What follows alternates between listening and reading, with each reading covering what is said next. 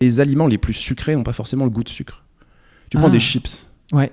C'est quoi le problème des chips ? Le gras. Ouais, c'est ce Non. que j'aurais dit. Hein. C'est le sucre aussi.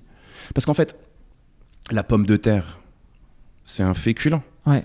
C'est un sucre lent. Mais un sucre lent, si tu veux, c'est une façon chimique dont les sucres sont agencés. Si tu veux, c'est comme un collier de perles. Chaque perle est une bille de sucre. Et ce long collier de perles, ça va devenir un sucre lent, si tu veux. Parce que le corps va devoir prendre du temps pour digérer tout ça et aller récupérer toutes les perles de sucre. Okay. Mais quand tu transformes beaucoup un féculent, il devient au bout d'un moment un sucre.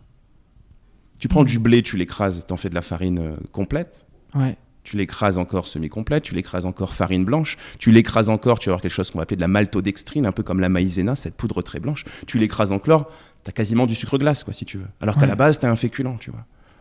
Et ça, c'est un énorme piège. C'est qu'on croit que des aliments comme des chips, même du pain de mie par exemple, ne sont pas des bombes de sucre. Ouais. Si. Ouais. Et à côté, bien évidemment, tu as aussi ce piège de ces 3, 4, 5, 6 grammes de sucre qui traînent à droite à gauche dans des aliments où ils n'ont pas du tout leur place. Il y a du sucre dans le jambon de dinde, par exemple. Oui. Ça n'a aucun sens, tu vois. Tu vois. Attention aussi, tu vois, par exemple, tu parles d'aliments transformés, je pense à la purée mousseline, qui me vient comme ça en tête. Bombe de sucre, une purée mousseline. Et en plus, ça ne te nourrit pas. Tu as faim très tôt derrière.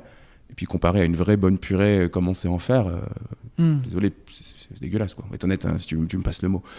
Donc, ça aussi, c'est des aliments auxquels il faut faire un petit peu attention sur du long terme, tu vois, parce que ça peut être aussi de ces aliments que viennent le problème, et pas forcément le sucre dans le café qu'on n'arrive pas à enlever parce que ça fait 10 ans qu'on le boit. Et tu vois, moi, j'ai des patients qui vont se battre pour ce sucre dans le café ou sur la confiture qu'ils mettent sur leur pain.